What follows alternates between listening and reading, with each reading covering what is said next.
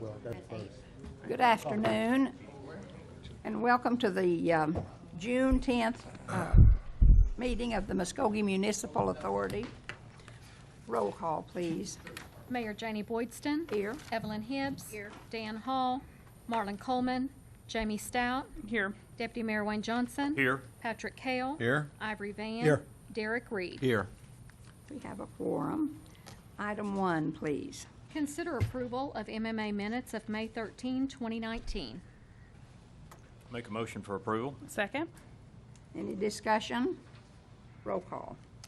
Deputy Mayor Wayne Johnson. Yes. Evelyn Hibbs. Yes. Patrick Hale. Yes. Ivory Van. Yes. Derek Reed. Yes.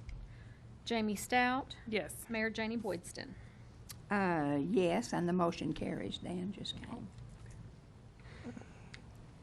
Item 2. Consider approval of MMA claims for the month ending May 31, 2019. Mr. Miller. Yes. As you see, we have the list of claims for the MMA before you, including retention of capital projects over $120,000 for the month. We do recommend approval. I move for approval. Second. Any discussion? Roll call. Deputy Mayor Wayne Johnson. Yes. Evelyn Hibbs. Yes. Patrick Hale. Yes. Ivory Van. Yes. Derek Reed. Yes. Dan Hall.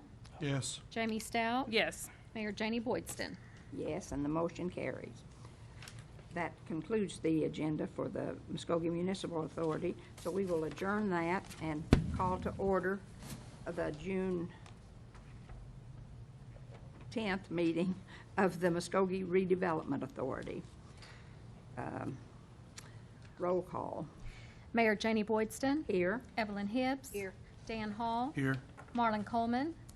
Jamie Stout. Here. Deputy Mayor Wayne Johnson. Here. Patrick Hale. Here. Ivory Van. Here. Derek Reed. Here. We have a quorum, and we will go to item 1. Consider approval of minutes of May 13, 2019. Move for approval. Do we have a second? Second. Any discussion? Roll call. Deputy Mayor Wayne Johnson. Yes. Evelyn Hibbs. Yes. Patrick Hale. Yes. Ivory Van. Yes. Derek Reed. Yes. Dan Hall. Yes. Jamie Stout. Yes. Mayor Janie Boydston. Yes. The motion carries. Item 2. Consider approval of a cooperative agreement between the Muskogee Redevelopment Authority and Three Rivers Museum for the implementation of cultural and tourism development of the greater Muskogee community, or take other necessary action. Mr. Garvin. Madam Chair, members of the authority, this annual agreement was previously between the City of Muskogee and Three Rivers Museum. All future agreements will be between the Muskogee Redevelopment Authority and the Three Rivers Museum. The authority will contract the services of the museum to implement cultural and tourism development within the City of Muskogee. The total amount of the agreement is for $50,000 for a one-year term, commencing on July 1st, 2019 and ending on June 30th, 2019. The funds are to be used to employ personnel to operate the museum.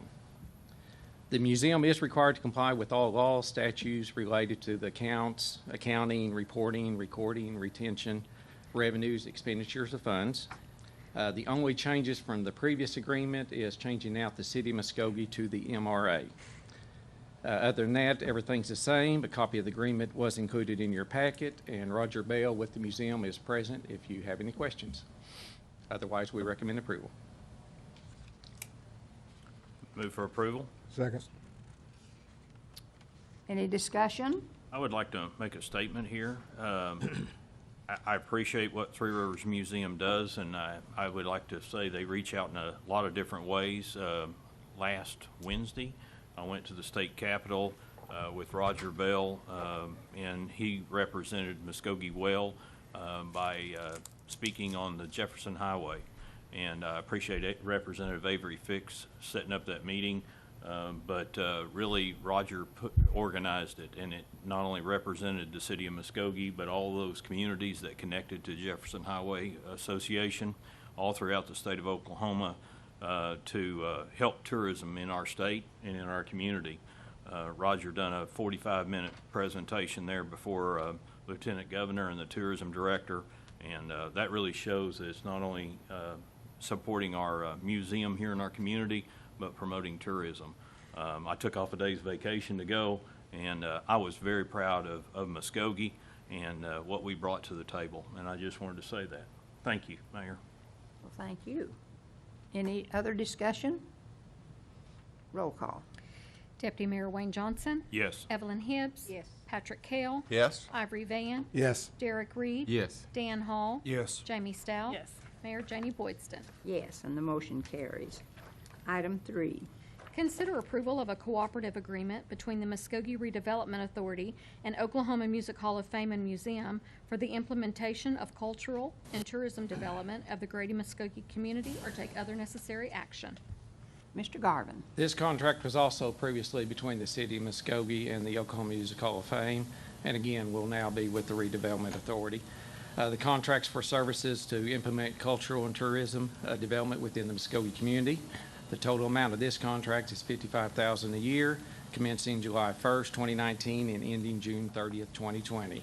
Again, the only changes to this contract was changing City of Muskogee to the MRA. A copy of the contract is in your packet. Derek Gibson, who's a member of the Hall of Fame, is present if you have any questions. Otherwise, recommend approval. Move for approval? Second. Any discussion? I guess we can all brag on the Music Hall of Fame. Yep. Roll call. Deputy Mayor Wayne Johnson. Yes. Evelyn Hibbs. Patrick Kell. Yes. Ivory Van. Yes. Derek Reed. Yes. Dan Hall. Yes. Jamie Stout. Yes. Mayor Janie Boydston. Yes, and the motion carries. Item 4. Consider approval of resolution number 2770, creating the Muskogee Redevelopment Authority Tourism Board, establishing membership, duties, and authority, or take other necessary action. Mr. Tucker. Madam Chair, members of the authority, what you have in front of you here is a resolution creating the Muskogee Redevelopment Tourism Board. As you recall, a few months ago when we were discussing tourism in City Council, the determination was made to use the trust model. Based on that, the City Council directed that tourism funds should be transferred to the Muskogee Redevelopment Authority, and the Redevelopment Authority was further directed to enter into negotiations with the Chamber of Commerce for a new contract to operate tourism. As part of that, the City Council directed the authority to create a board. And so the instant resolution will create that board who will oversee and manage tourism-related activities, specifically the contract which will be negotiated with the Greater Area Muskogee Chamber of Commerce. The board that is created will be called the Muskogee Redevelopment Authority Tourism Board. It is proposed to be inclusive of 9 members, giving each member of the council the ability to exercise the power of appointment, which of course, like any other boards and commissions, is subject to approval by the entire board. And so each member would make an appointment subject to approval of everyone on the trust, and then it would that person would serve a term yet to be decided. So, additionally, the chairman of the Greater Muskogee Area Chamber of Commerce and the city manager or his or her designee would serve in an ex officio, non-voting capacity on that board.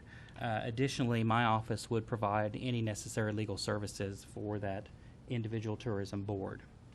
The terms that we've proposed are to be staggered, 2 members serving 2 terms, 3 members serving 3 terms, and 4 members serving 4 terms. And this will, of course, stagger the terms of the members, which we have found in the past to be very helpful, so that you don't lose all the institutional knowledge all at once when everyone rolls off. So that's why we were recommending to go in that fashion. Now, typically what we have done in some of our other trusts is make appointments, and then at the first meeting of the trustees, let the trustees decide which terms they want to serve. Some folks may only be able to make a 2-year commitment. Some folks may be able to make a 4-year commitment. And so in the Roxy did its trustees like that, as did the Martin Luther King Center. And so that was the Martin Luther King Trust. So that was successful. So that's what staff's recommendation is with regard to the terms. Additionally, the resolution would vest that board with certain authorities, which are articulated in the resolution. That will be to review and consider approval of claims and expenditures on behalf of the authority. To review and recommend a yearly budget, which will ultimately be approved by this body, to consider and approve an annual business plan, scope of work, or project as may be provided for contract. So we're doing this in advance, and we recognize that once a contract is negotiated, there will be some additional terms that will be articulated, such as those that we had discussed in our meetings when you all sat as the council. Additionally, that board will be able to receive reports on tourism activities, be able to review all measurables and deliverables, again, as may be provided for by contract, because those will be more specifically outlined. Additionally, that board will provide advice and direction on tourism-related activities and to be able to effectively manage the tourism-related contracts of which the Muskogee Redevelopment Authority is a party. Two other things, they will be able to prepare and present any reports as may be required by the MRA. So this board will work for you. So you want them to execute some findings, make any reports, that will be their obligation, and they will report those to you. And finally, to perform any other act or obligation as may be directed from time to by the Muskogee Redevelopment Authority. So finally, we have recommended for adoption some minimal financial procedures. These very closely mirror how the city of Muskogee does its report of claims. And so relating to those procedures, at least once per month, all claims made to the Redevelopment Authority will be presented in writing and will be prepared in such a manner as in the judgment of the executive director may be sufficient to show legality of the claim and what it was for. The tourism board may approve if they find the report has been correct and to approve the actual expenses that were made. If not, they then have the option to direct the city manager to the executive director, who of course is the same person as city manager, to be able to investigate the claim more fully and make a report back to the board. If, however, there is a claim that is disallowed, meaning after review of the claims there are certain things that the tourism board does not want to approve, they can move to disallow those. And upon doing that, that will immediately cause me to convene a meeting of the Redevelopment Authority to advise you all that the board has disapproved a claim. And then we will meet and discuss how we want to move forward with that as a board.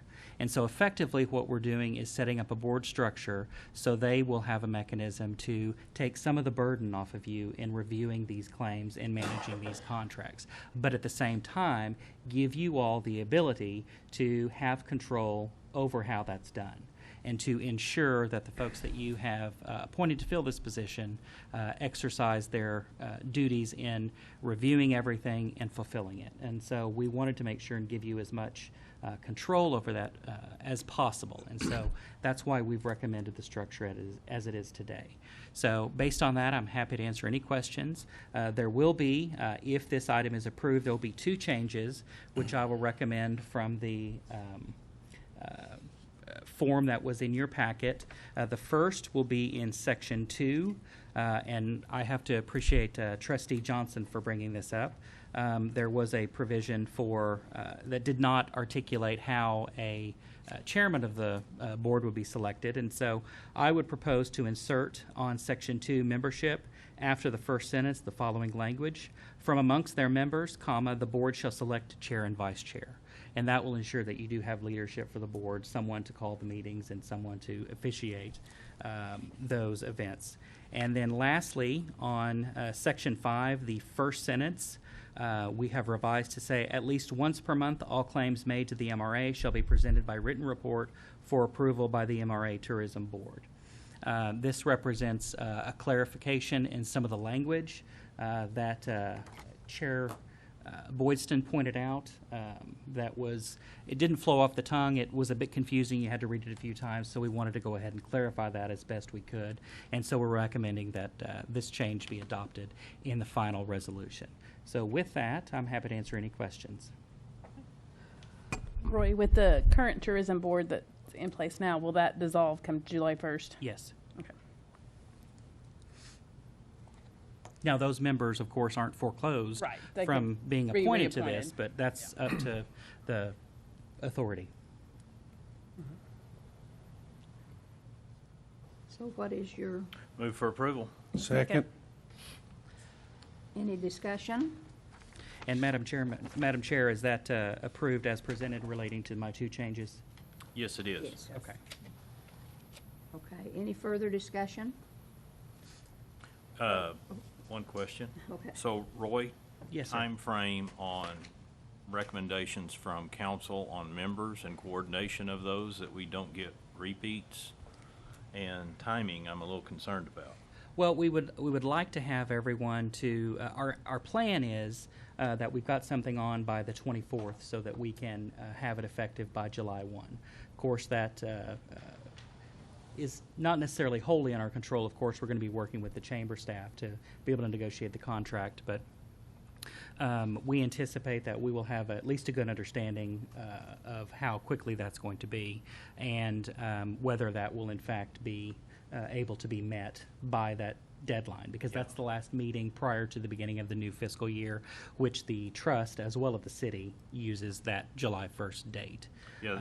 And so what our request would be then is to have you all for the next 2 weeks be able to consider who you want to make those appointments, and then on that June 24th meeting that we anticipate having, being able to appoint some of those members as well, so that after July 1, presuming that we have the contract ready to go, they can have an inaugural meeting and get everything ready to go to get down to business. The other thing that I mentioned, Trustee Johnson, that we will do as the city staff, we will do board training for this board that will be comprised, because some of the individuals who you all may appoint may not have experience on our boards, and so we want to make sure and give them all the information possible that they can have in their toolkit to be able to effectively do the job.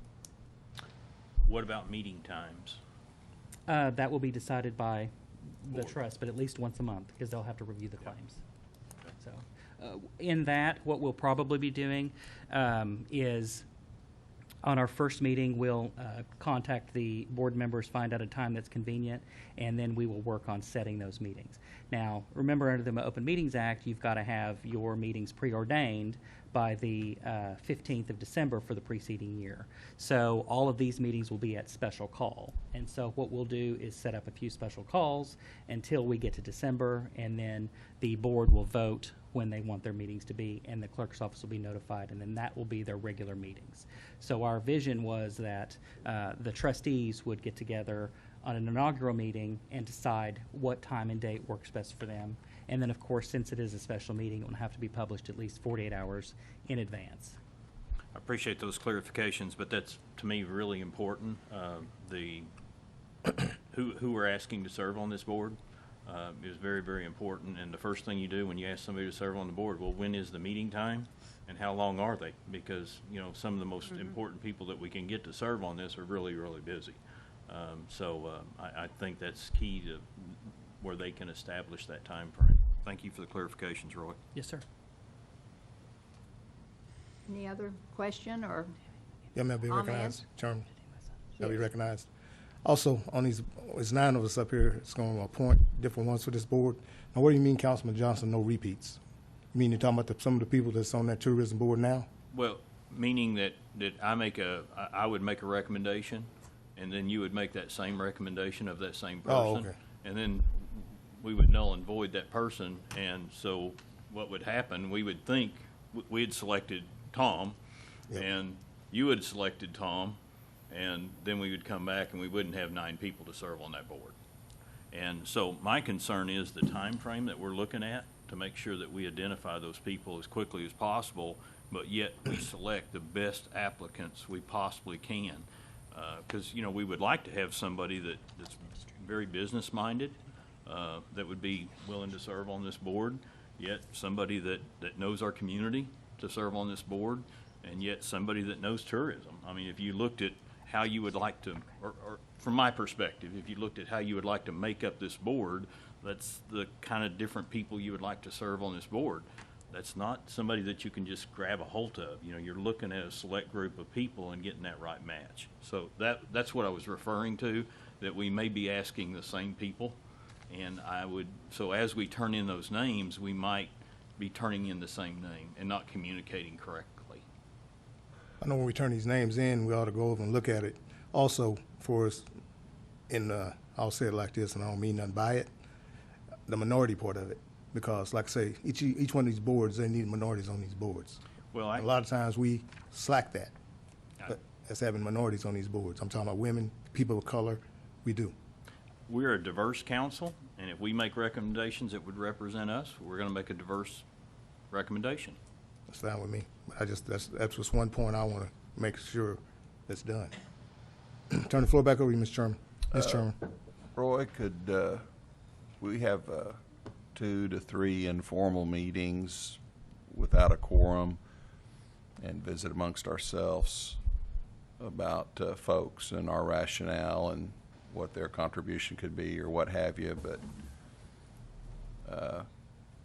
visit with one another so that we're kind of all on the same page? You can always do that as long as there's not a majority of you. Okay. Yeah. Anything else? Roll call. Deputy Mayor Wayne Johnson, Yes. Evelyn Hibbs. Yes.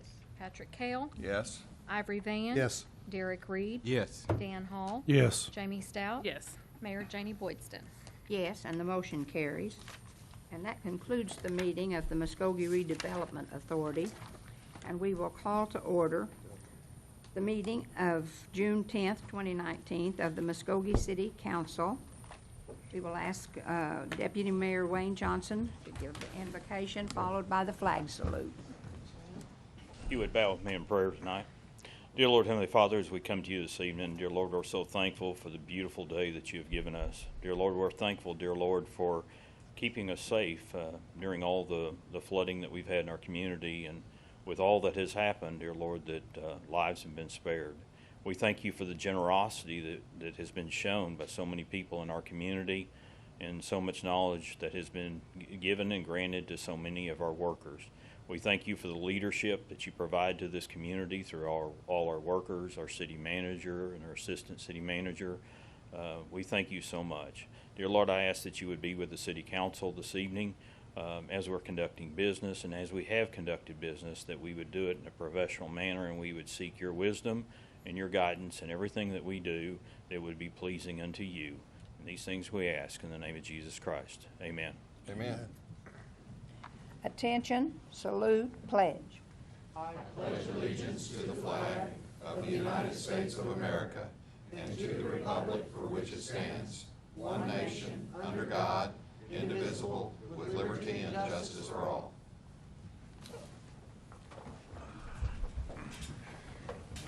Roll call, please.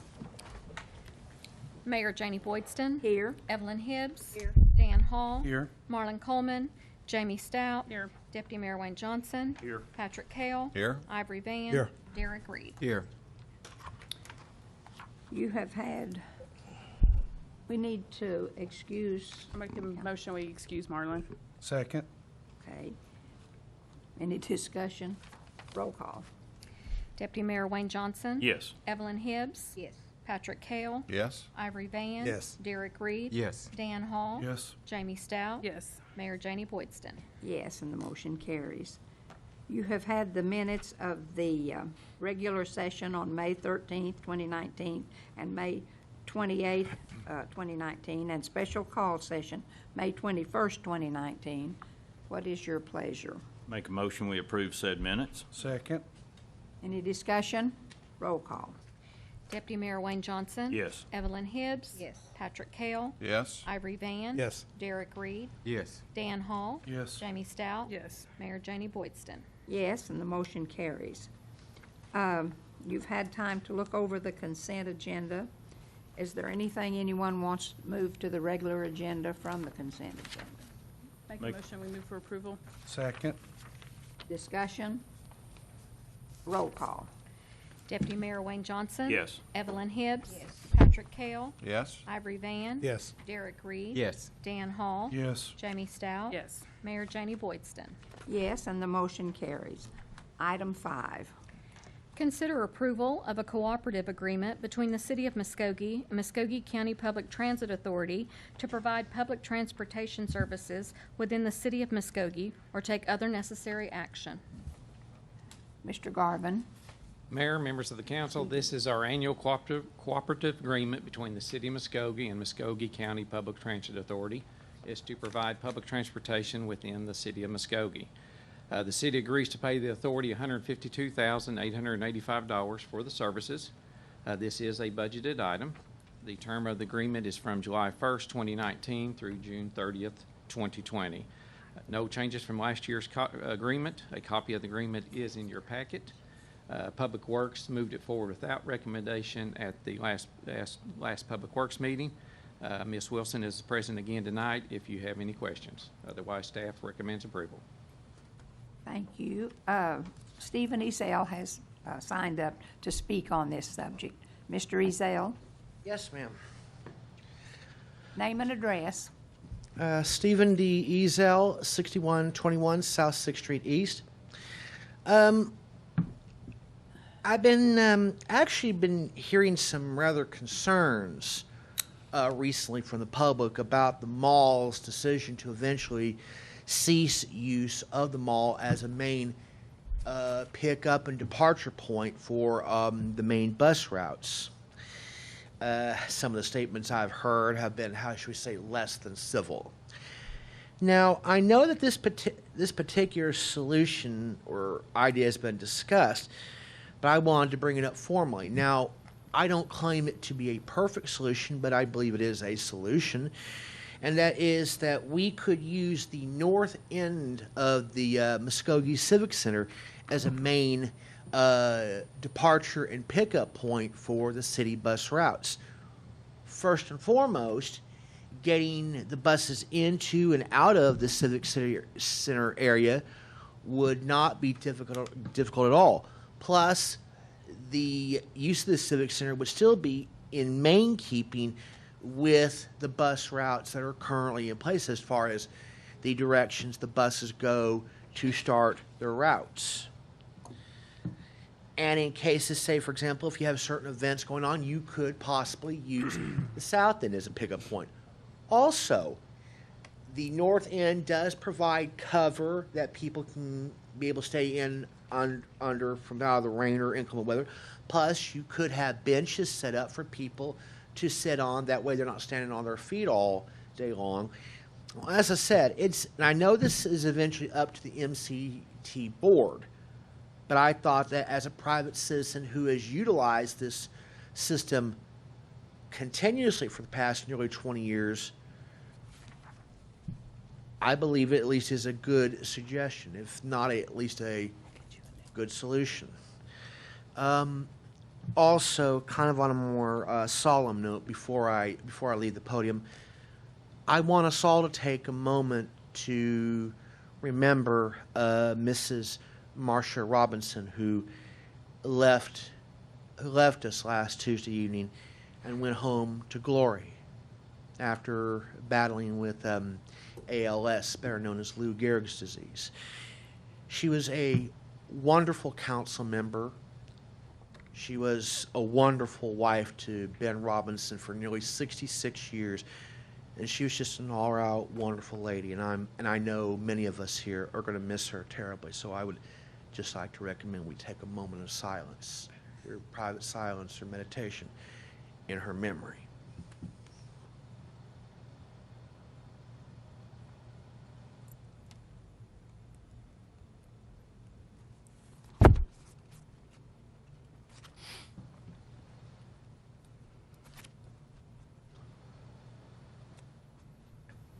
I thank you for your time. Thank you, Mr. Ezell. Comments, questions from the council? I know that I was one that had concerns about the contract, and I know Councilor Coleman was, and he's not here this evening. I have talked to Dina and to a couple of the board members. I know there was some challenges, kind of like there is with anything right now with budget and finance, and I know they're working on some of those challenges. Part of some of those challenges is a deteriorating fleet, lack of funding. I think it's just very important that we would ask the Muskogee County Transit to look at any way that they can better serve our community at getting bus routes, continued bus routes that would provide to jobs inside of our community. And I know that that's going to be challenging with the ongoing financial troubles that they're at, but I do believe they're willing to look at any solution that we would propose to them. And I know it takes time to change those routes and to do any modifications, but I'd ask that the council just work with the board at trying to look at any of those options. With that, I move for approval. Second. Any other discussion? Yes, I'll be recognized, Mr. Mayor. Yes. I was just wondering, on the transit, before when Mr. Miller and I went on the buses, right there at the hospital, do y'all still go in front of the hospital now instead of below the hill? Yes. Okay, and also, out there on Gulick Street, is that another drop-off place where the First Baptist Church, the First Assembly of God Church, do y'all still use that as a pickup place? I don't know the answer to that right off the top of my head, I'm sorry. May I fill this one, please? I have seen it used on a number of occasions as a pickup point if people are actually seen waiting out there. Thank you, Stephen. Another point I had a concern was when I rode the route with Mr. Miller is right there by Kentucky Fried Chicken. Those apartments right there by Arby's. They would come down that little right there by Kentucky Fried Chicken and turn on Main Street, but they wouldn't drop the people off right there on the corner, and the people would have to cross Shawnee to go to the apartments, and I had a concern about that at the time, and I think that Dana, she said she was going to fix that problem. Darla, I'm sorry.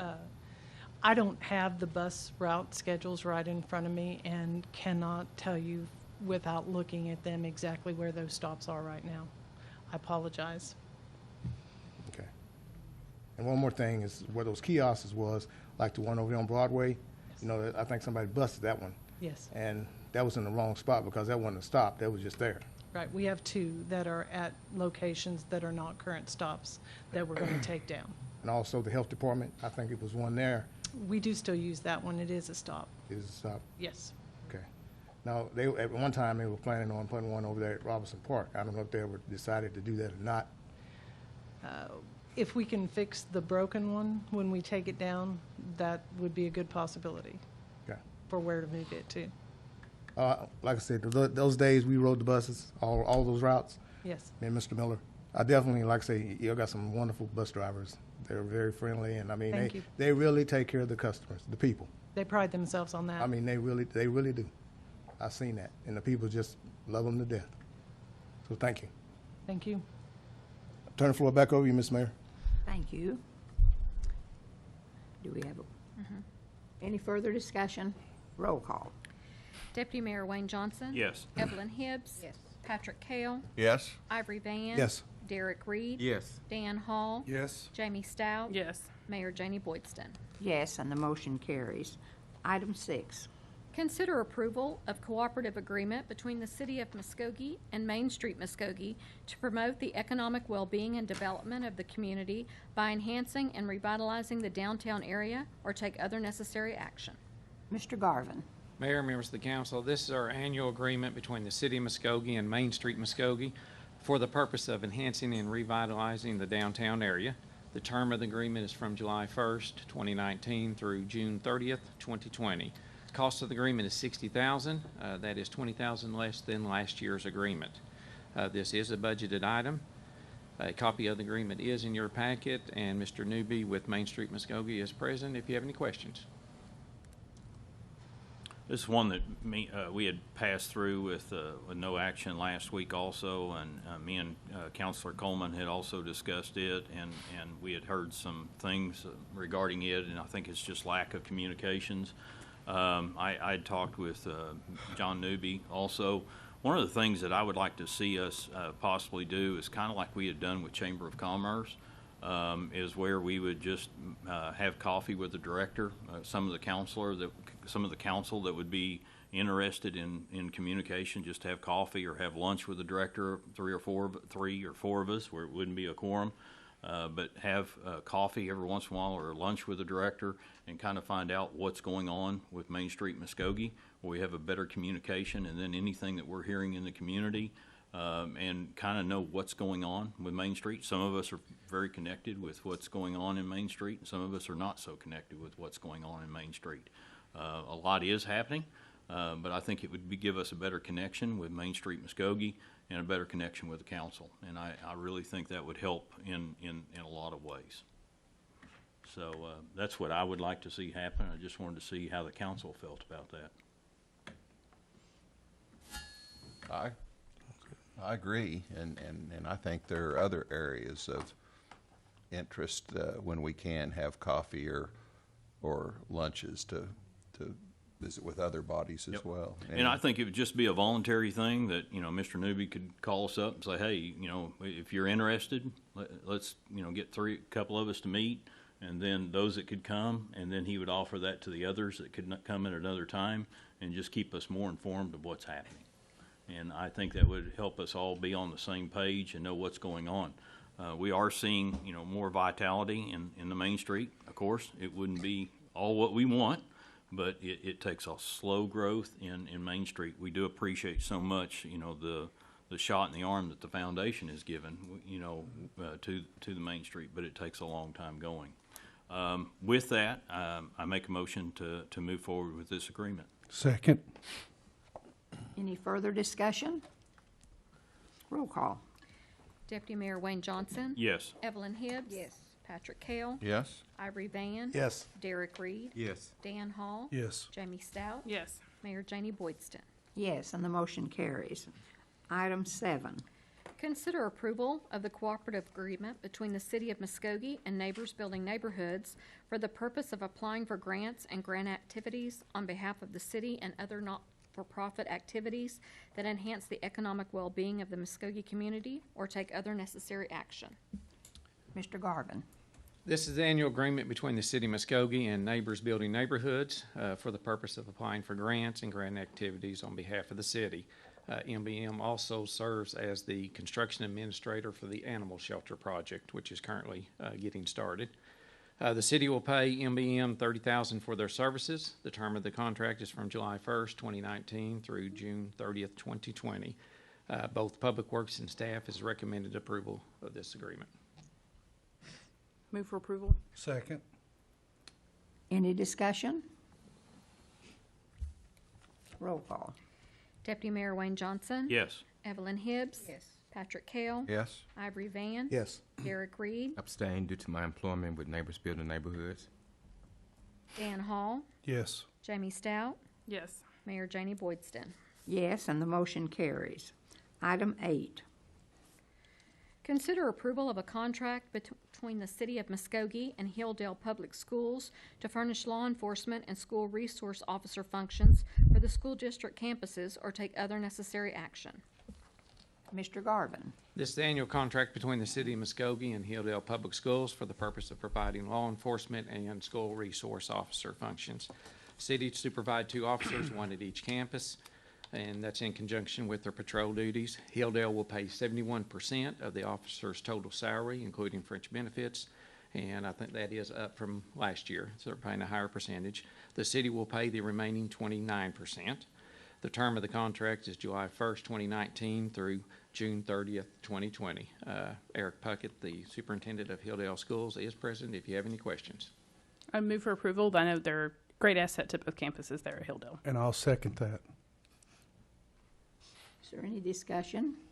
This is the same reduced rate that we've talked about in the past, that it's at the same rate that we've been talking about. I'm not, No, we've talked over the last few years of the school district paying more each year, and this is more than they've paid in yeah, past last year was 68%, this year they're paying 71%, if that's what you're referring it's- to. yeah, It is an just one. increase, yes, So it's yes, on the same agreement that we've been talking about. yes. And when we decided to do that, it was for them to pay for basically the officers' time that they were using at the school. And I think we should be about there by now, shouldn't we? About the number of days that they're working for the school versus the time that they're off for the Well, city. Yeah, and so we can talk about that further, because at some point, I mean, I don't want them to pay 100% of the Okay, the well, that- officers, but I'd like so- for it to top out somewhere for them. Okay. Right. So some of the impression I'd gotten before was that we were looking to move towards 100% in the past. If that's not the case, then I think we talked about 75% being about the amount of time that they spend. So we are very close then.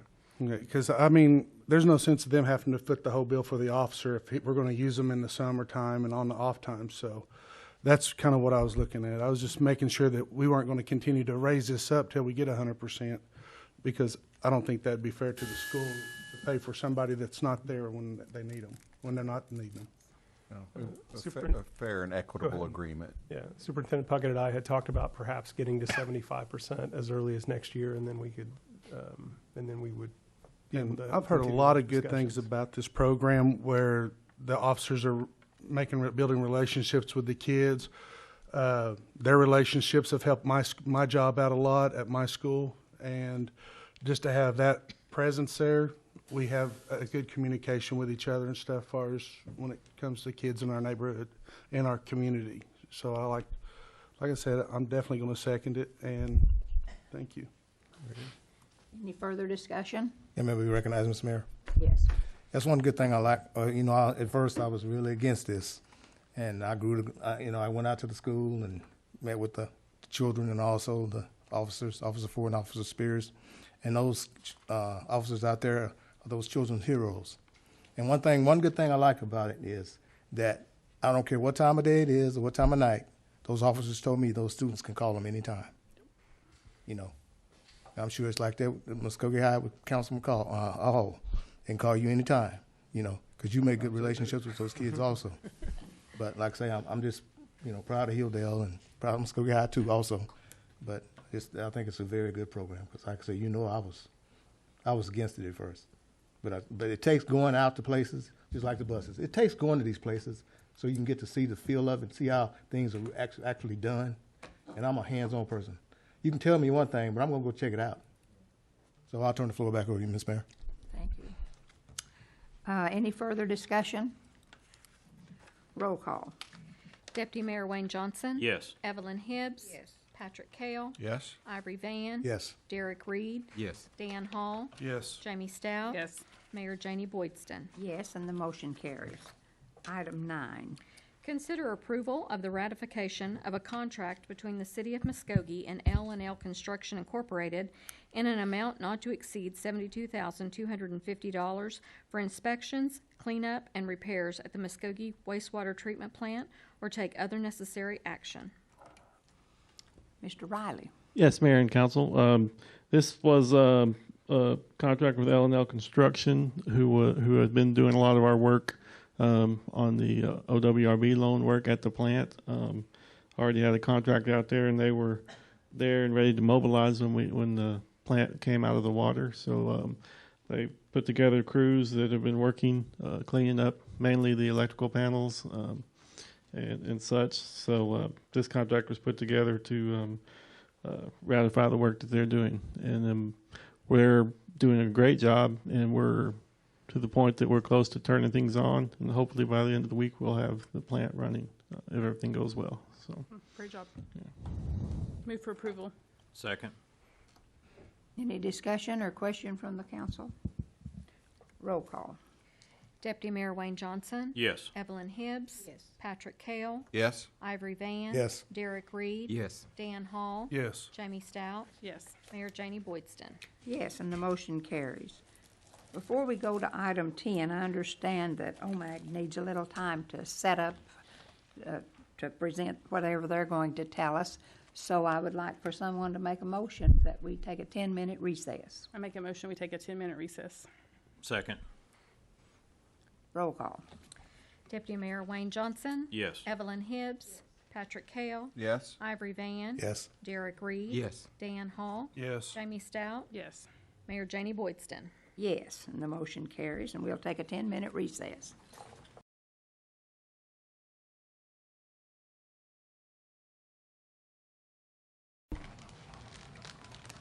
And we're back. Could we please have the roll call? Mayor Janie Boydston. Here. Evelyn Hibbs. Here. Dan Hall. Here. Marlon Coleman. Jamie Stout. Here. Deputy Mayor Wayne Johnson. Here. Patrick Kale. Here. Ivory Van. Here. Derek Reed. Here. And we are accounted for. Item 10, please. Consider approval of resolution number 2768 regarding the participation in the OMAG recognition program and receive a presentation from Oklahoma Municipal Assurance Group on best practices for Oklahoma municipalities and their governing bodies and take other necessary action. Mr. Tucker. Thank you, Mayor, members of the council. You may remember we did this last year, which was our first time, and we hope everybody learned a lot, and so we're going to repeat it again tonight. So if you all are aware, OMAG has a recognition program for those cities who adopt a best practices guide, which we did last year, and also go through a training seminar, which we will be doing tonight. For those municipalities who do that, they are entitled to a $10,000 refund from our insurance premium. So obviously, our city manager is very frugal and so is urging us to do that. And so we have been fortunate to have Bill Tackett and David Weatherford here tonight to talk to us and to give us some training. And I do want to give a shout out to David's daughter Aubrey, who is helping with some of the paperwork and collecting everything for David. So with that, Mayor, I think I'll turn it over to David Tackett. Thank you very much. We really appreciate it.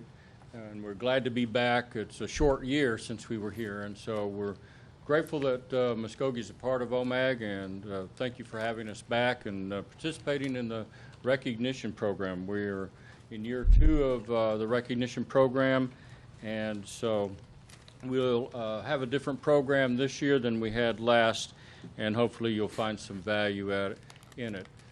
This is the only training I'm aware of where we bring the training to you. That way, we hope that everyone hears the same information at the same time, and we have the discussion that helps the board understand their job and feel more comfortable doing it. Mayor, what I like to tell folks is that you all are in the process business, and I'm a latecomer to the process view of the world.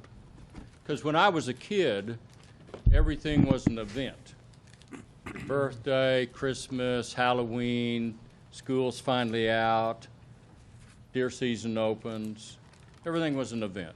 And the process was the boring stuff that happened in between events when it really didn't seem like very much was going on.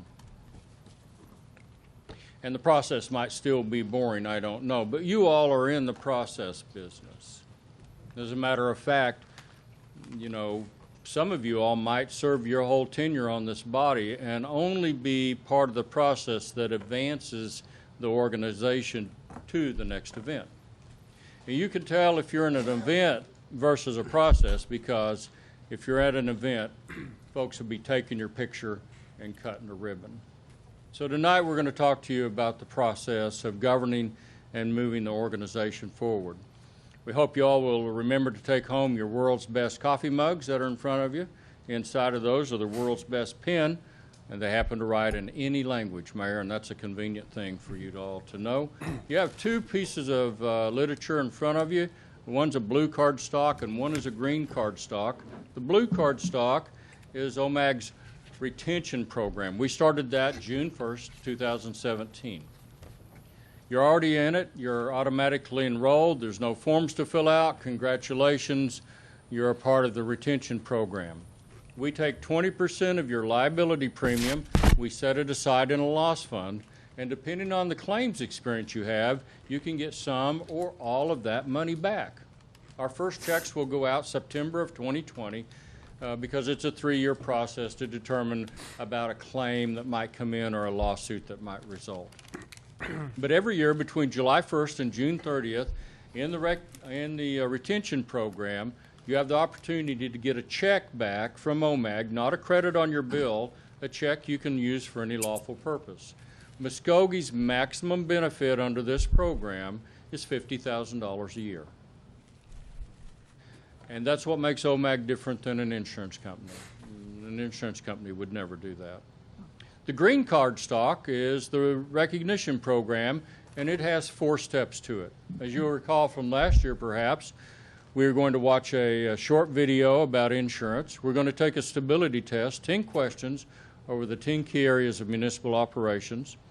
You all have had an opportunity to review and, if necessary, update your best practice handbook, and then receive training from David Weatherford. You know, a moment ago I said that I was kind of an event-centric person in a process-centered world. And I don't have anything new to tell you tonight. I don't know anything new. Anything I knew is something I went to a different city council meeting and stole it from them and brought it over here to you. So I don't know anything different than the Apostle Paul told the Greeks in Corinth 2,000 years ago, and that is things are a process. The process in an agrarian economy is that you plow, you plant, you water, you weed, and you wait. And the good Lord will give the increase. You plow, you plant, you water, you weed, and you wait. And the good Lord will give the increase. And so the process is step by step. The waiting part is waiting for your efforts to bear fruit. Your job, your process, and your success relies on following a process. To set a strategic direction for a community, to adopt policies that help staff take you there, and to monitor results. We have a short video that we hope will play. Our fingers are crossed.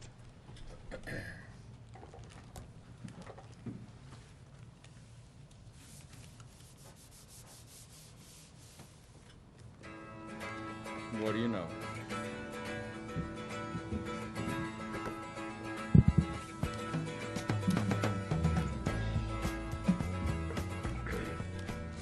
Hello, I'm Susie Paulson, General Counsel for the Oklahoma Municipal Assurance Group, or OMAG, and this is Understanding Your Declarations page. The Municipal Liability Protection Plan Declarations page, often abbreviated as DEC page, is an overview of your coverages and limits for your city or town. Listed at the top of the page is the plan member information. Typically, this is the city or town. On occasion, it may be a city trust or authority if that entity has chosen to have their own policy. Each member will also have an agreement number that will start with the letters GLA and be followed by a string of numbers. This is a unique identifier that is only associated with your specific plan. In addition, each plan has a plan period. This period lists the effective dates of the policy. General liability covers 8 areas: bodily injury, property damage, personal injury, errors and omissions, pollution damage, defense reimbursement, cyber data breach, and uncovered employment defense. Each of these have been organized by a letter to help differentiate the coverages. So let's look at each of these separately, starting with general liability coverage A, bodily injury. This coverage accounts for claims with an actual medical injury where the claimant has sought medical treatment from a doctor. Coverage B is property damage and includes any physical damage to property.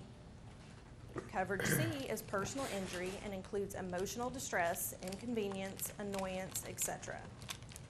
Coverage D is errors and omissions and includes any errors or breach of duties by any plan member or its employees. Continuing with general liability, let's jump to coverage I, pollution damage. This covers damages to property which are caused by a pollution incident under certain conditions.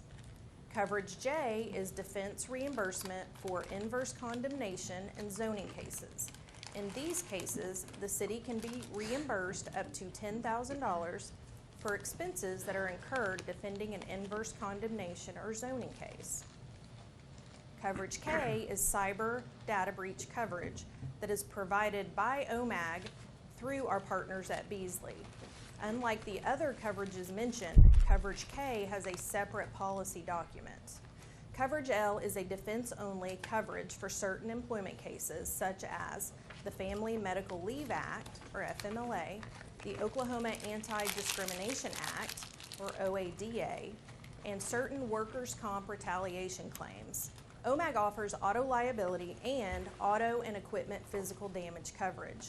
Auto liability, coverage E and F, covers bodily injury, personal injury, and property damage. Coverages G and H cover any auto or equipment physical damage. OMAG's limits of liability follow the Oklahoma Governmental Tort Claims Act, which is $25,000 for property damage and $125,000 for personal injury, bodily injury, and errors or omissions. As General Counsel of OMAG, I am confident that the coverages OMAG provides have you properly covered with the appropriate limits. If you would like additional information, please visit the OMAG website or contact the OMAG Member Services Department. You know, Mayor, for a movie about insurance, that's fairly painless, you know. It could be a lot worse. And so Susie Paulson is our general counsel. We have 5 attorneys on staff. David always says that's almost enough. And, of course, there's never a charge if anyone contacts anyone at OMAG for any assistance we might bring. Not speaking this evening, but with us is Steve Whitlock. He's Executive Director of the Oklahoma Municipal Management Services Interlocal. It's a brand new interlocal. It's 11 and a half months old and serves about 41 communities in the state. Came about as a partnership between the CMAO and OMAG's initiation. Our main presenter this evening is David Weatherford. David is kind of a unique city attorney. He's a circuit rider city attorney for about 30 years. He was city attorney for the city of Coweta and currently serves the communities of Manford, Sand Springs, and Mounds. David became a city attorney in 1988, and the way I remember that date is that's the year before Taylor Swift was born, so it's easy for me to keep track of that. So, David has done this training with me and Aubrey about 90 times since June of 17. We've been to about 90 city council meetings in 23 months. It's your turn, David. And about 100 before that, it seems like. So thanks for having us. I think I was not able to be here last year because of a scheduling conflict, and Bill and I and Aubrey have been all over the state, so every place from Broken Bow to Boise City. We usually like to mention that the training program is designed to be similar every place we go. We don't change it based on the city because I think the issues are the same every place. Bill didn't mention too much, but we get to start with taking a test, and you've taken it before several times. We'll look at some of your past results here in a few minutes. Even though the recognition program is only a couple years old, we've been doing this training for about 9 years. And over that time, thousands and thousands of elected officials around the state have taken this test, just as you have in the past. I'll go through and explain each question real quick. It'll give us a way to measure how we think we're doing on the key operations of government. The stability test was designed to help us focus on really what city government is about and what are the 10 categories. And we believe this is a good list of the 10 categories of city operations that are important for day-to-day operations. So let's go through them real quick. I'll explain what the question is. You're going to give a score somewhere between 1 and 10. Don't be embarrassed by whatever your score is. If you don't know, that's fine. If you have questions, feel free to ask.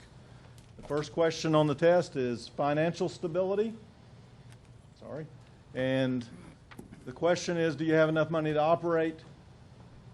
A high score of 10 is you have a written policy that requires a reserve of at least 20% in a general fund, and you fully fund that reserve. That amount comes from the financial expert in the state, the Crawford and Associates, and their recommended standard that cities should have. A low score is we're lucky to make payroll and we're concerned about it. And we've been cities in the last 2 months who have given us a score of 0 or 1. If you don't know the answer, that's fine. I had a councilman raise his hand and say, I have absolutely no idea where we are financially. I've only been on the council 15 years, and I've never once gotten a financial report. That's the reason we do this, because you should understand the finances a little bit.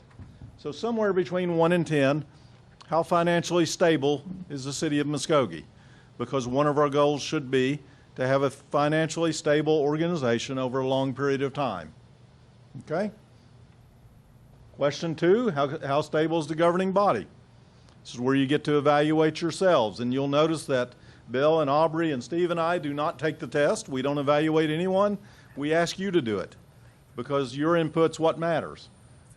A high score for governing body stability is great, well-informed, engaged elected officials. When you have vacancies, you have very good candidates. It's considered an honor to serve on the city council. That should be our goal, and that's a high score. A low score is you look around and say, I wish we could throw them all out and start over, and you write down a 1. And we've had a group write down a 1 recently. We didn't, they did. So how do you evaluate your elected officials? Because we want a stable group over a long period of time. Okay? Number 3, how are your city council meetings? A high score is they're professional, businesslike. We conduct the business of the city. They're a joy to attend. I hate to miss one. Our work is important and I like being here. That's a high score. A low score is I wish I never had to go to another one. And we need to find a way that it's enjoyable both for you and for your staff. They should enjoy coming to your meetings. And a more stable organization will work toward having better meetings and good meetings. Okay? Part 4, how do you rate the workforce of your city? And that's a hard one to judge with the size of city because of the number of employees. But the overall workforce of the city, a high score is a city that has a lot of employees who care about the city. You have stable employment. It's considered a good place to work. If you have vacancies, others want to work here. A low score is we have lots of claims, lots of disruption, lots of turnover. And I like to give the example, we were in a city a couple of weeks ago in which they recognized 2 city employees who had been with the city more than 40 years. That means it's been a good place to work. They've enjoyed working there. It should be an honor to work for a city. And from your standpoint, you should be glad to have long-term employees. Okay? Part 5, public image. What does the public think of the city of Muskogee? A high score is there's not a lot of public input. We're not being criticized at public meetings constantly. The public seems to trust us to make good decisions because we've been elected to represent the community, and they trust us to be a regional leader. That's a high score, and that's what we should strive for. A low score is there's no public confidence in us. Continually have disgruntled citizens telling us we don't know what we're doing and criticizing us. So somewhere between 1 and 10, what's the image of City of Muskogee city government? Part 6, you've dealt with this recent. Many of us have. How do we deal with a crisis? Government exists to deal with crises, those things that go wrong, whether it's a tornado or a flood or some other event. The public depends on government in those instances. A high score is we come together as a team, we work very hard, we know what our role is, and we know how to implement our emergency management plans because we're prepared before it happens. A low score is every day's a crisis. We have no idea what to do when something goes wrong. We all point fingers. Okay? So how do you deal with a crisis? Part 7 is a little bit unusual, economic development. 20 years ago, this would not have been a factor that we would have measured with a city because cities stayed out of economic development. It's a new thing because federal money for cities dried up, state money for cities mostly dried up, and cities have taken a much more active role, especially in the larger cities, especially in urban areas, especially in high traffic areas. We know when we go around the state and give this test that when we're in western Oklahoma, the scores will be lower because they're trying to survive. And we know in urban areas the scores generally will be higher because the council's more involved and the city's more involved in economic development. A high score is that you're actively involved in economic development projects, you think you can make a difference, and you think you will impact where the city goes economically. A low score is we've chosen not to be involved, and you get to decide that. Part 8 is how well do we do as a group in planning and goal setting. A high score is the elected officials, administration, and staff work well together. We have a good roadmap for where we want to go, and we do a good job of planning our future. A low score is we get by day to day. We don't worry about long-term issues. Number 9, this is where the city manager cringes. It's not directed at the city manager, but how stable is the administration of the city? A high score is management, upper management, not just city manager, but upper management's been stable for a long time. If we have vacancies, we attract good candidates. It's considered a good city manager's job and a good job for upper administration to work because it's stable. That's a high score. A low score is we change every few months whether we need to or not. We were in a city that had been through 3 city managers in 3 months. And usually I would tell them, and I did tell them, it's probably not a city manager issue. It's something else wrong. But they literally went through 3 city managers in 3 months. Our goal should be to have stable management because we know that if we're stable in upper management, we'll be more successful. It's just the way the business world works, and that's what you are as a business. You're a municipal corporation, and you're the board of directors for a municipal corporation that's running a business. It has some public components. It has a lot of state law restrictions on what you do, but you're really a board of directors. And a board of directors should want stable upper management to have long-term success. So how do you rate your administration from 1 to 10? And a high score is a stable management group. In part 10, we see in a lot of places problems are caused by poor communication. So a high score on communication is I'm getting the information I need. Everyone is sharing the key vital information that's needed to make my decisions. And we understand how information flows properly as a city. A low score is I have no idea what's going on around this place. I wish somebody would tell me. Okay? So those are the 10 questions. We'll gather those. We will give you a cumulative result. And Bill will get that back to Mike soon, and then we're going to look at some results and talk about some of the options. Bill is handing out a separate handout. This is a suggested improvement list that's developed by a number of officials around the state.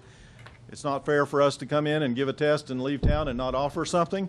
Take this home, do whatever you want to with it. If you have a good idea that should be on this list, let us know so we can share it with others.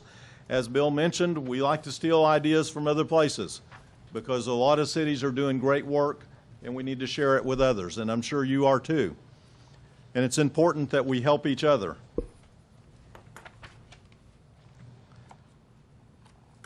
How do you compare? Some of you may remember these scores from last year. I like to point out how some other cities have done because having statewide comparisons brings us more knowledge and more information.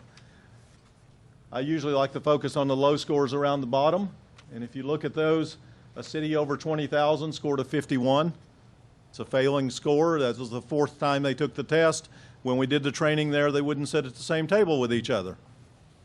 And if we were to go back tomorrow, they still wouldn't because they're strongly divided amongst themselves. They are doomed for failure because of how they do business. And it's interesting to see that. We know that overall, public image is consistently the lowest score. We know that crisis management is consistently the highest score. We have a couple of cities that have scored 12s and 14s. Those aren't the only ones that have been below 20. But it is a concern when we go to a city and give this test and the elected officials and the staff gives a score that's less than 20. That means they're failing in every category and they choose to. And that concerns us. And that's why we're here, to try to address some of those issues that we see around the state. It's also encouraging when we see good scores because it tells us that some cities are really doing things well. And if we look at your scores, I think we see some of that. And these are the last 2 times you've taken this test. In 2016, you scored an overall 73, and in 2018 had really pretty dramatic improvement to a 79, almost an 80. Very few cities around the state have scored over 90 because they're hard on themselves and they judge themselves very critically. So 79 is a very good score. I think when we look at that from your standpoint, you're consistent with the rest of the state. Public image scored the lowest, and crisis management was probably close to the highest. Meetings was high, which is very good, and I would agree with it sitting through your meeting. Over 9 years of doing this, if there's anything I think we've made some progress around the state about, it is having better meetings. And hopefully that's something you continually work on. You're doing well with it, but you need to know you're doing well with it. So I want to make that point. We see a lot of places that aren't. And usually I ask a simple question when we see a low score on meetings. Then why do you keep doing it that way? It's entirely within your control. So that's a credit to the mayor and all of you that you really have done a good job with having good meetings. I think we have a chart that's just the comparison between the 2 years, but you've got all of those scores. These are the categories that are on the test, and I really want to talk a little bit by asking some questions and really get some input from you. And since the mayor's the mayor, we usually start with the mayor and ask on these categories some questions. And really for mayor, a real simple question. What's the most enjoyable part of it, of being on council? Well, you get to know what's going on and have a hand in maybe which direction it goes. And I enjoy working with these people. And I think we are doing as well as we can under the circumstances which we operate in. It's not easy work, is it? We have good staff. They make it easier than it could be. Right. Do you have any board members who are new? Who's the least amount of tenure? Ms. Hibbs, how long have you been on council? A month and a half. Month and a half. You are new then. And Mayor, how long have you been on council? And I know you've only been mayor a short time. Right, I just fell into this job. But I have about 11 or 12 years. Good. Who else is there anyone else with more than 10 years council tenure? No? You're it. I'm it. What advice would you give Ms. Hibbs about how to be a good council member? To just pay attention and do exactly like I do.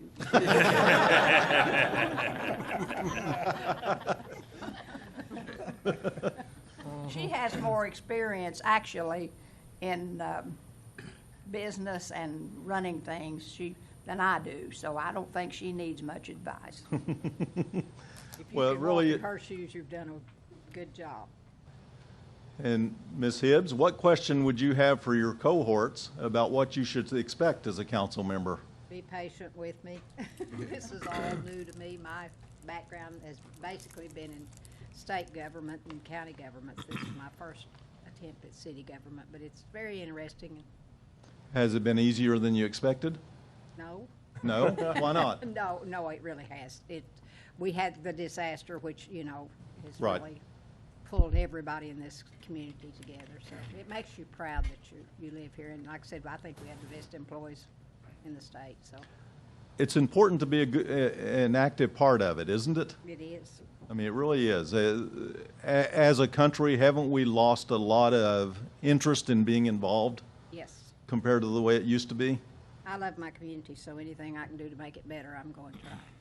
One of the things, as Bill mentioned, we've been doing this a while. One of the things I've learned in doing this training over 9 years, taking hundreds and hundreds of surveys of elected officials and staff members, I've always been curious why some cities work toward becoming more stable and continually improve and get better, and others choose not to. And I think one of the factors is one of the most important parts of your role. Good city councils attract good people to be a part of it.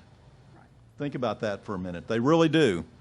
And I think it's an honor to the rest of them that you're willing to serve with them, Well, it is an honor for me, too. to want to be a part of their organization. The reverse of that is also true. Bad city councils attract bad council members sometimes, and they perpetuate themselves. And one of the things we've tried to address in those situations where a council and a city will evaluate themselves and say they're failing is to challenge them to do better so that they can break that cycle.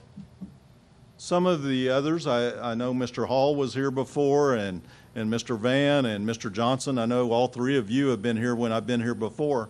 What advice would you give to the new council member? Since you have some experience, and Mr. Reed may have been also, I'd be curious, what advice do you give or would you recommend for new council members? And maybe we start with Mr. Reed over here. Any thoughts? New council members, I guess I would say that I always remember that we are privileged to be the voice of the voiceless in our community, in our wards.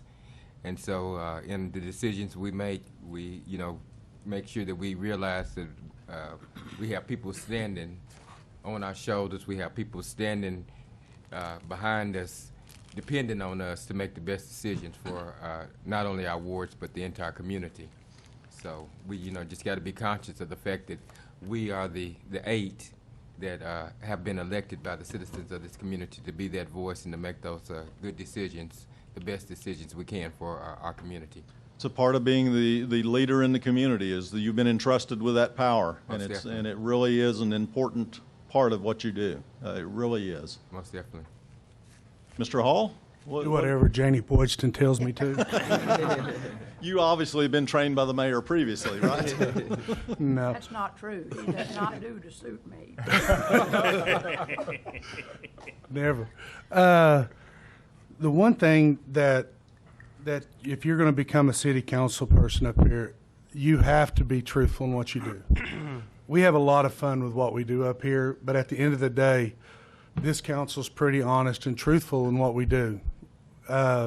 I think that was echoed when we had the CIP passed just a couple months ago or last month by the amount of people that got out and voted and what they voted for it and how much it passed.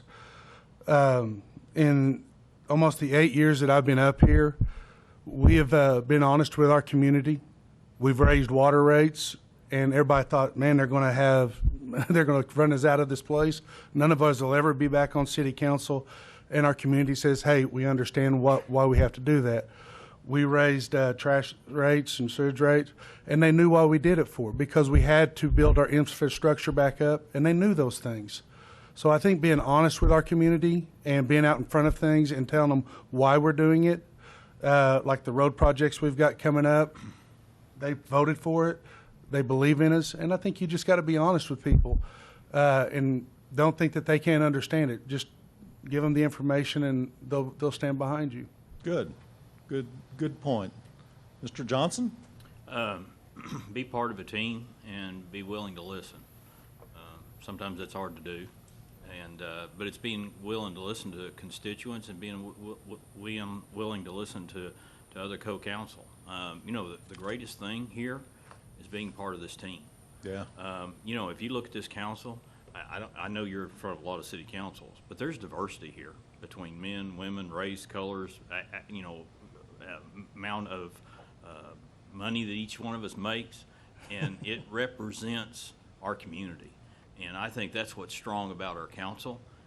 We represent our community very well. And I think that's what makes our council strong, and that's what makes our community strong. So that through that diversity, and yet through that diversity, we can have a strong voice for our community. Well, and I know you've been through our training before, and we used to emphasize a lot that it's important that if we have a difference of opinion, we can do it in the right way. Yep. There's a reason there's not one of you in charge, that there are multiple people who get to vote. And there will come a time where each one of you is on the short end of a vote. That's just going to happen. Yeah. But the right way to do it is to accept it and move on.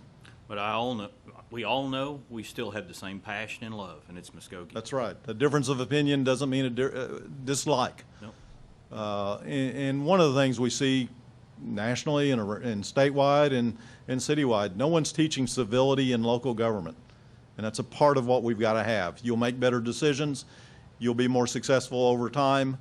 And that starts with the group of you finding a way to get along with each other. We're going to see a survey in a minute that reconfirms that you may have seen before, but it's exactly for that point. Mr. Van, what advice do you have for someone who's new?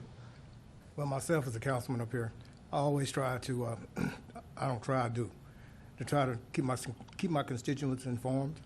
Also, like when somebody calls my phone, I just don't say, well, I know I can get your pothole fixed, but I go meet the people. I meet everybody that call my phone.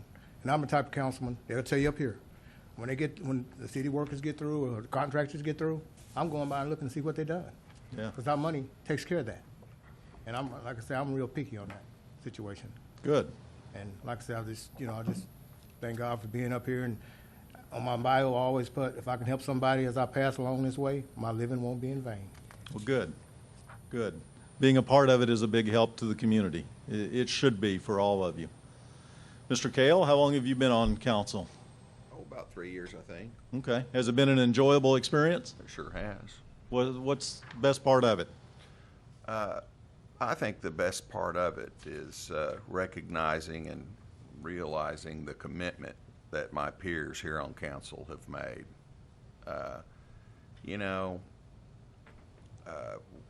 I may get the short end of the stick on a vote, if you want to call it that. Mr. Reed may. You never know. But at the end of the day, nobody has hurt feelings. Nobody takes it personal. I think by and large, we all come together on most issues.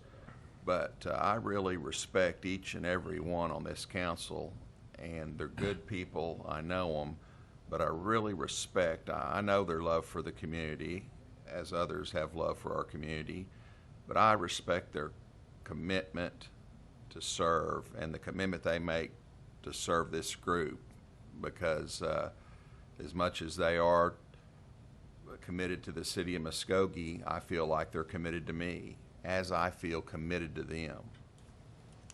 We got a good group of people here. A good point. And I had a mayor tell me years ago, I was in a city and they were extremely successful and been stable for a long time. And I asked that simple question, how have you maintained this? Why is it that you're able to have a stable city that can operate this way for decades? And he had a real simple answer: because we respect each other's vote.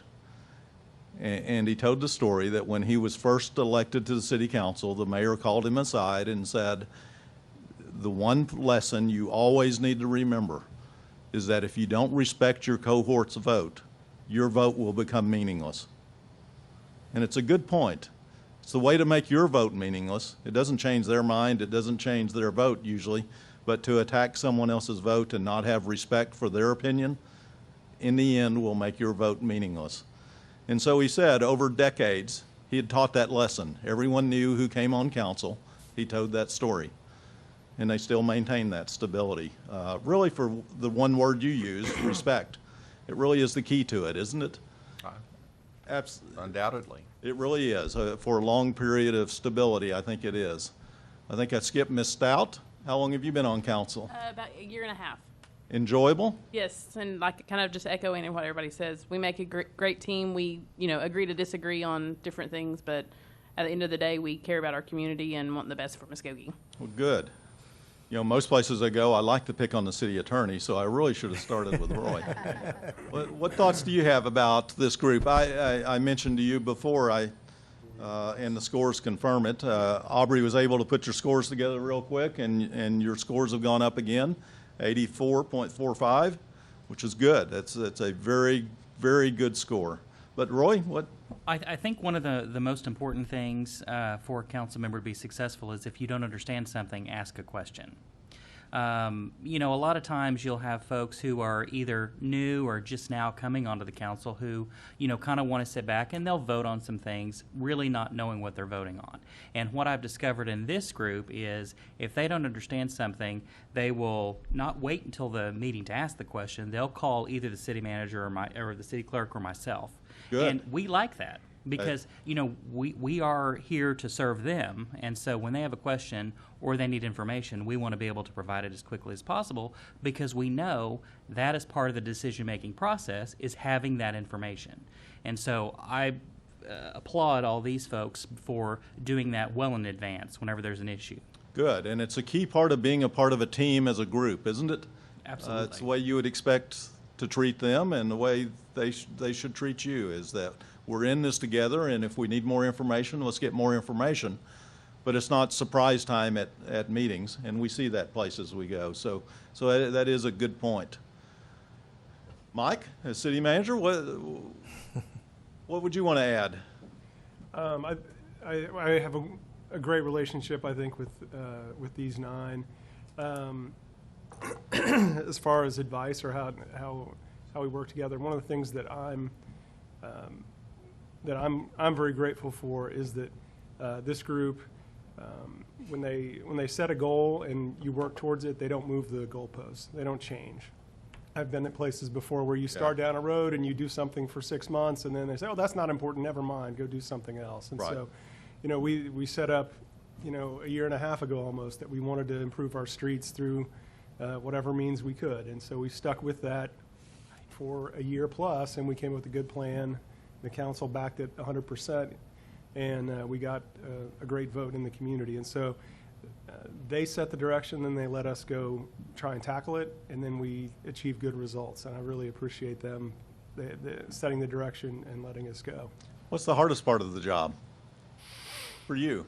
I think probably with anybody in public service, and them included, is sometimes you hear the loud voices are the negative ones a lot of times. And so you realize that I know how hard these guys work to try to make our community better, and then sometimes the criticism from a few loud people can distract you from the overall success that's going on. And so that's hard, just refocusing ourselves and myself too, to just say, you know what, we're gonna come in tomorrow and do a good job, whether people recognize it or not.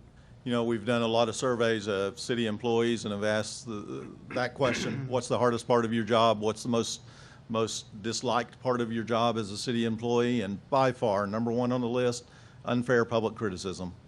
And for the elected officials, you really should realize, especially those who, police officers these days, utility billing clerks, those who deal with the public every day, they're getting criticized every single day of the week. They're getting called names, they're getting, you name it. And it is a tough job. It really is difficult, and that's why it's even more important for the council to be a team that's a part of the group that's trying to solve it and make it better. Can't be a part of that public criticism that goes on, because they're already getting that. You're probably getting it every day. Most city managers get it every day. And I think if we were to survey city managers, they would say that's probably lack of appreciation, I think, ranks high, but unfair criticism ranks high too. So that's just a part of it, isn't it?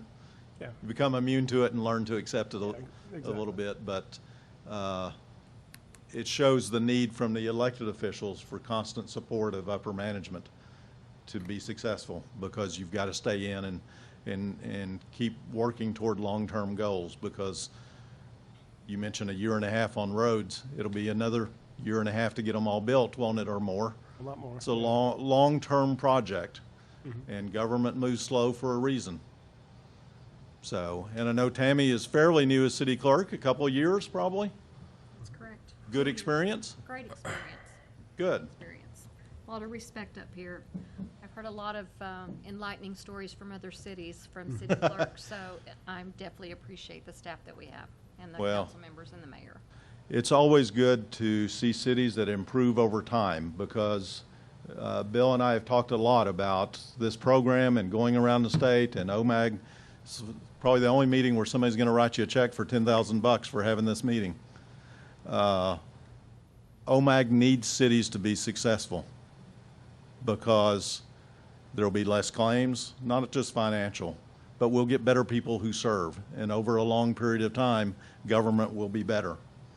I'll go through real quick. Some of you may have seen this a few years ago. I don't think it was a part of last year's training.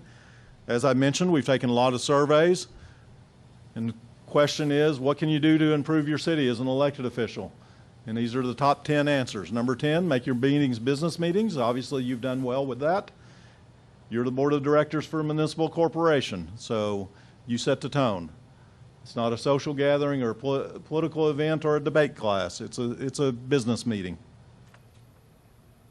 Number 9, have a long-range approach to your city. You're doing that, and you mentioned roads, but that's a good thing. Have a planning retreat. Hopefully you found some time to do that. I don't know if you have an annual retreat or something like that. In Sand Springs, we have 4 quarterly lunch retreats that are long-range planning events, and that's worked well. But whatever works well for your city. Having a board handbook, hopefully, I know Roy mentioned you've done that. Make it a living, growing document that over time helps document your legacy as council members and what your board is doing, so that whoever comes next will know what they're supposed to do. They'll know what the job is, and you'll have a lasting impact in your role by doing that. So I encourage you to review that annually and make it better. We've seen some great work with city council handbooks around the state. It's one of the advantages we've had in going places. When we started this program, there were only 2 or 3 cities in the state that had a handbook for the elected officials. We're now over 50. And I really believe over time you can have a big impact on your community by making that something very specific to Muskogee, so that the next person who serves in your seat will know your experience and what they can do to better serve. And that really should be our goal, isn't it? How do we help someone else who comes along after us? Number 8, have a plan when you show up, and Roy mentioned that. Ask the questions in advance before the meeting, and that's a good thing. Promote your city. You define your city's reputation. Cities are just like individuals. Every city has a reputation, and we should be working to improve it. Publicly defend your city employees. They get plenty of criticism. Commit to being a good employer. Make it a good place to work. Appreciation means something. Set long-range policy goals. Your most important job as an elected official is to set a long-range goal. Where do you want Muskogee to be in 5 years or 10 years? Number 4, understand you have a limited role. Not everything is your business. Let others do their job. As elected officials, you're in a very limited role, so no different than I am as a city attorney. My role is limited to certain things, and some things really are none of my business. Same as some things with the city are none of your business. There will come a time you'll ask the city manager about a personnel issue, and he's probably going to say, I wish I could tell you, but I really can't get into that. And it's his polite way of saying, that's really none of your business, because it's not. It may be an employee who had a drug problem. It may be an employee who has a health issue that required them to quit. It could be any number of things that really can't be disclosed to you, because in reality, some of it is none of your business. Same as some of mine is as city attorney, some things are none of my business. And we all have a limited role, and if we do our role well, the organization will strive. Lead by example. Ethics and conduct matter. Serve with dignity, others will too. Number 2, be responsive to the public, get input on difficult issues, protect everyone's interest. I know Mr. Reed mentioned that. It's an important part of what you do, and surveys show that. And number 1, this is a survey of elected officials around the state.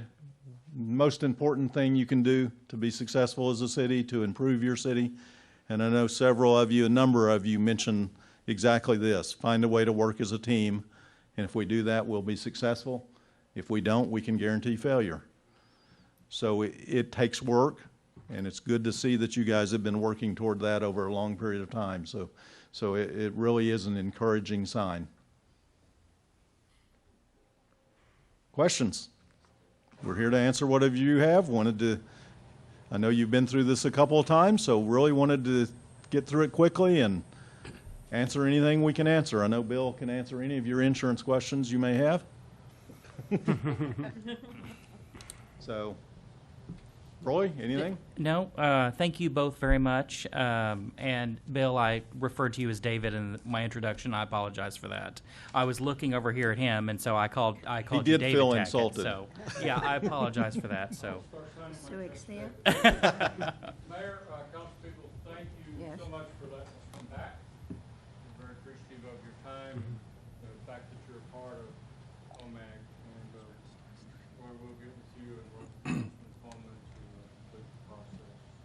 I take Travis out. Perfect. Appreciate you so much. Thank you. Thank you very much. We've appreciated it and enjoyed it.